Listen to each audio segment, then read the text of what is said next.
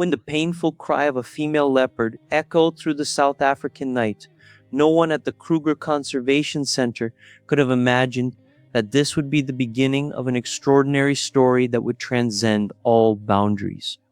That leopard cub, rejected just minutes after birth, found unexpected hope in the hands of a young man who never thought his life would change forever. Leo, as he would later be called, was raised by Noah Parker, a 30-year-old biologist from the Kruger Wildlife Conservation Center. In Noah's arms, Leo grew up surrounded by a blue-striped shirt, a milk bottle, and unconditional love. An uncommon bond was formed between a human being and one of Africa's most formidable predators. Noah had never planned to raise a leopard in his apartment. His career had been dedicated to ensuring that wildlife lived in its natural environment. However, on a rainy night in June 2022, the patrol team brought to the center a pregnant leopard, seriously injured after escaping from poachers' traps. She had deep wounds on her paws and body, and her condition was critical. Even so, the team was determined to save both the mother and the future cub. For 36 hours, veterinarians and staff worked tirelessly, administering fluids, treating infections, and monitoring the pregnancy. He didn't leave the enclosure, sleeping in a chair next to the leopard. 2 days later, a single male cub was born, but instead of joy came a new challenge. The mother rejected the little one. Every attempt to bring the cub close to his mother ended in growls, attacks, and rejection. The trauma had nullified her maternal instincts. The team tried different methods, even with help from an animal behavior specialist, but nothing worked. After 48 hours without feeding, the newborn's life was in danger. He couldn't stand by with arms crossed. With the approval of the center's director, Dr. Eleanor Mathis made a bold decision to take the cub to his apartment to try to save him. "We tried everything," explained Dr. Mathis. "When Noah proposed raising him at home, I had doubts, but sometimes you have to bet on love and dedication." In his small home, Noah prepared a warm nest with soft towels in a heated box and began feeding the leopard every 2 hours with a special formula. He called him Leo. That first night, Noah barely slept. He fed Leo at 10 at night, then at midnight, at 2 at 4, and at 6 in the morning. It would sit on the kitchen floor, holding him tenderly while giving him the bottle. When Leo opened his eyes for the first time and looked at Noah, he felt a unique bond form between them. That look was unforgettable, Noah remembered. It was as if he was saying, "Thank you for not giving up on me." In that instant, he whispered a promise to him. He would always be by his side, whatever happened. The first weeks were marked by anxiety and exhaustion.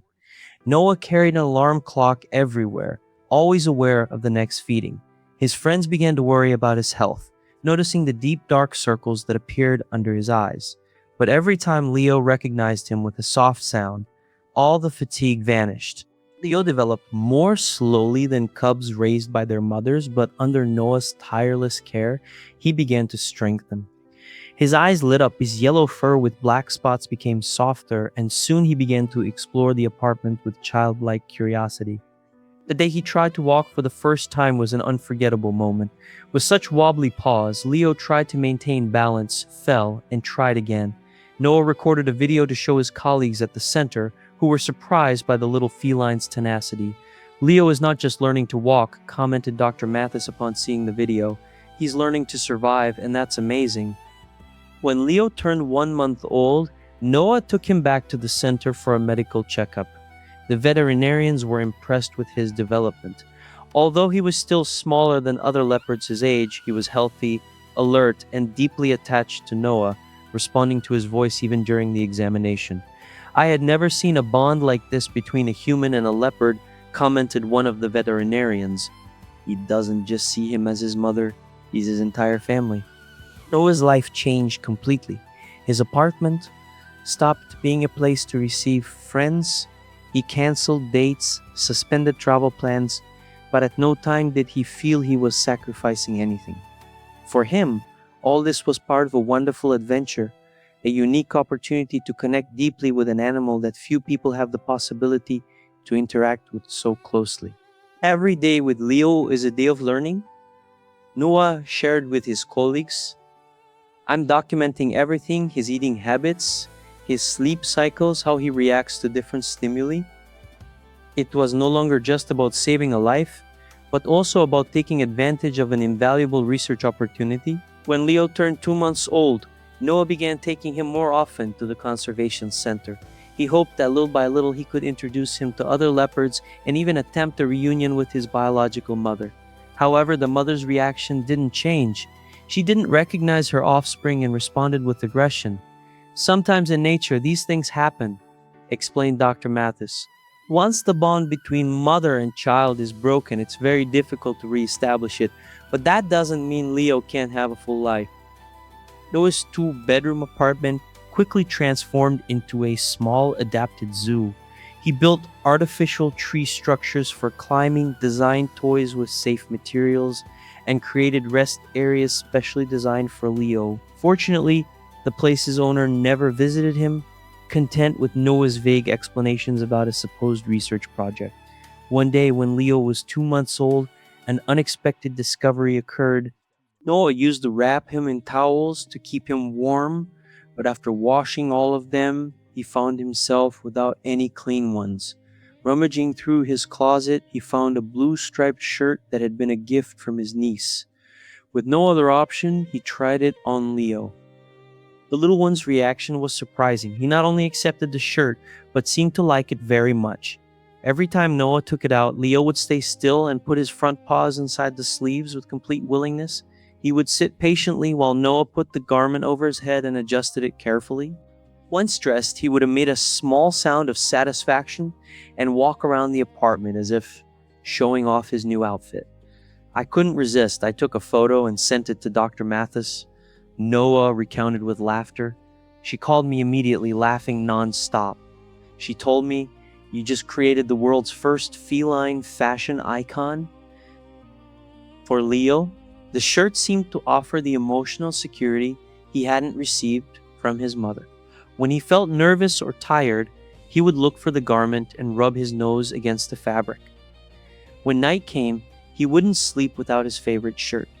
As he grew, the garment had to be modified to fit his size, but it became an essential part of his daily routine. Each day began with Noah getting up at 6 in the morning to prepare Leo's breakfast. First, it was formula milk, then special ground meat, following veterinary recommendations. Leo followed him around the apartment, curious about everything he did. "Leo is like your shadow," commented Michael, a friend of Noah's, during a visit. "He goes where you go. If you lock yourself in the bathroom, he stays outside waiting and meowing until you come out." Initially, Noah transported Leo to the center in a special bag. As he grew, he began working remotely 3 days a week. The other 2 days, Leo stayed in a special area of the conservation center, always under expert supervision. The first time Noah had to leave him alone was a difficult experience for both. Leo cried and tried to follow him, while Noah, already in his car, needed 20 minutes to regain his composure before being able to leave. But that was a necessary step. Both had to learn to be separated, even if only for a few hours. "The hardest thing wasn't leaving," confessed Noah. "It was coming back and seeing the expression of happiness in Leo's eyes. I felt like I had abandoned him again, even if only for a moment." When Leo turned 6 months old, his natural instincts began to manifest clearly. He learned to jump with surprising agility onto high surfaces. He developed a particular taste for stalking Noah from unexpected corners behind the sofa, under the bed, and would jump when he passed by. He also began to emit the characteristic sounds of leopards, soft growls of satisfaction, and friendly huffs every time Noah returned home. Leo developed his own way of communicating with Noah. He had different sounds to express when he was hungry, when he was bored, when he wanted to play, or simply when he was sleepy. Over time, both came to understand each other without the need for words. It was a unique communication between two different species. This is a special language, observed an animal behavior researcher while studying them. He doesn't just understand Leo, he communicates with him. They're creating a completely new system together. Life with Leo was full of unforgettable moments, some moving and others simply funny. Like that time when Leo unexpectedly jumped into the bathtub while Noah was showering. leaving them both surprised. He stayed still for a few seconds, confused by the water, until he decided it was a new game and began splashing with his paws, delighted. Or when he discovered his reflection in the mirror and spent hours trying to catch the other leopard he saw in front of him. Noah even placed a mirror at floor level, and Leo used to lie in front of it, watching his reflection and occasionally extending his paw to touch it with curiosity. It was also that magical moment when Leo went out on the balcony for the first time. He remained motionless like a statue while observing the outside world. The moving cars, the flying birds, the new sounds, the unknown smells. At first he retreated scared and pressed against Noah's leg, but then little by little and with Noah by his side, he began to explore. It was then that Noah realized something important. Leo trusted him completely. He was afraid, but was willing to move forward if I was with him. That's a great responsibility, he recounted. When Leo turned 1 year old, he weighed almost 30 kilograms. He was no longer a cub. His meals consisted of almost 2 kilograms of raw meat, and his games required strength and space. The apartment, which had once been sufficient, was beginning to seem small for a young, strong, and healthy leopard. Still, Leo retained a special tenderness every time he was near Noah. Despite his size, he never hurt his caretaker. He controlled his strength when playing. He never bit hard. He had even learned to hug him. He would place his front paws on Noah's shoulders and rub his head against his neck in an intimate gesture full of affection. That's what makes leopards special, explained Dr. Matthew while observing him at the center. They're incredibly intelligent and have amazing control of their movements. In nature, they live alone from a very early age. Maybe that's why Leo also adapted well to living with Noah. He had the instinct of independence from a young age. Upon entering his second year of life, Leo already showed the majestic beauty of an adult leopard. His muscular body exceeded 65 kilograms. His golden fur with black spots shone under the sun, and his movements were elegant and powerful. The apartment, which had been his entire world in childhood, now felt too small for a wild creature in its prime. But although his body had grown, Leo maintained endearing habits from his first months. Every night he demanded to put on the blue striped shirt that had accompanied him since he was a cub. When it rained or thunder shook the windows, he would run to the closet, take the shirt in his mouth and bring it to Noah, seeking emotional refuge in that old and worn fabric. In the afternoons, he still tried to sit on Noah's lap, like when he was a baby, apparently without realizing that now his enormous body could crush him. But Noah laughed the same way, with the same tenderness as always. It was enough for him to call his name for Leo's eyes to shine with joy. "There has never been a case like this," murmured Dr. Matthew during a checkup. "Leo lives on the border between two worlds. He's not completely human nor completely wild leopard, but perhaps that's precisely what makes him so wonderful." Noah's first attempts to integrate Leo with other leopards at the conservation center were not encouraging. Leo showed fear, curled up next to Noah's leg, trembling. The other leopards, for their part, reacted with distrust. Some avoided him, others showed aggression. "His scent is different," explained an animal behavior specialist. "He smells like humans, like soap, like fabrics." For the other leopards, Leo is like an alien creature, something that doesn't belong to their world. Deep down, Noah knew he couldn't keep Leo in his small apartment forever. An adult leopard needs space to run, climb, and live according to its natural instincts, but he also understood that releasing Leo into the wild would almost certainly mean condemning him to death. He was too accustomed to the security and comfort of the human world. Leo didn't completely belong to the wild world, but he couldn't be considered a domesticated animal in captivity either. He needed a unique space, a place where he could be himself, a spotted leopard with a blue striped shirt. With that conviction, Noah made a brave decision. He sold his car, used all his savings, and borrowed money to buy a 3-acre plot of land near the conservation center. The property had a section of natural forest, large rocks, and a small stream, the perfect environment for a feline like Leo. For 6 months, with the help of volunteers from the center, Noah worked tirelessly to build Leo's new home. The space was carefully designed.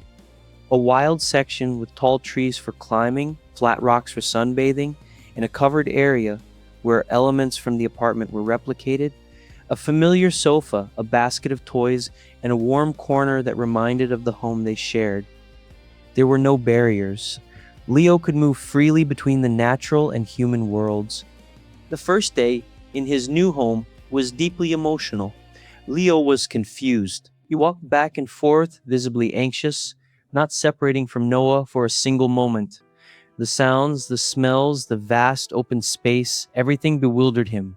Several times he ran toward the door as if expecting to return to the apartment he knew so well. Maybe he's not ready, suggested a colleague upon seeing Leo huddled under a chair, unwilling to eat. But Noah didn't give up. He remained by his side day and night, sleeping in the small bed inside the covered area, putting on his striped shirt every night as he had always done. Little by little, Leo's natural curiosity began to awaken. He began by taking cautious steps, leaving the safe zone, climbing the lowest rock, sniffing unknown plants. One day, while Noah was reading quietly on the sofa, he heard a cracking in the trees. Looking up, he saw him. Leo was in the crown of the tallest tree, moving gracefully among the branches, his eyes bright and full of joy. That was the moment when I knew we had made the right decision, Noah remembered. Leo was beginning to reconnect with his deepest nature. In the following weeks, he adapted to his new environment. He established routines, marked his territory, and discovered favorite corners. A flat rock where he sunbathed every morning, a tall tree from where he observed the entire area, and of course, the sofa in the warm corner where he slept every night. Noah began to absent himself for short periods to encourage his independence. At first, Leo didn't accept it well. He howled, wandered aimlessly, and refused to eat until Noah returned. But over time, he began to enjoy those moments in solitude, exploring on his own.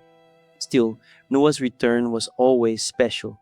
From afar, Leo could perceive his scent, hear the sound of the car engine, and would run to the entrance with his ears erect and his eyes attentive.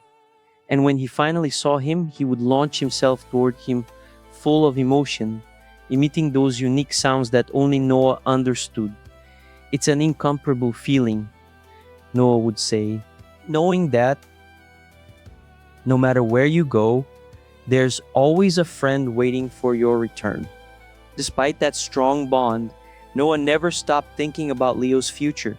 He knew that although leopards are solitary animals, they also need interaction with others of their species, especially if he wanted to ensure his long-term well-being and even allow him to reproduce someday. After many meetings with experts from the center, a bold plan was proposed to introduce a female with a past similar to Leo's. Thus came Luna, a beautiful 2-year-old leopard rescued from an illegal captivity center. She had lived for a time among humans before being brought to the center, so although she wasn't completely wild, she hadn't lost her instinct to communicate with other leopards. The first meeting between both was carefully prepared. The team had sedatives and other safety measures ready in case the situation got out of control. But to everyone's surprise, neither Leo nor Luna showed aggression, only cautious curiosity.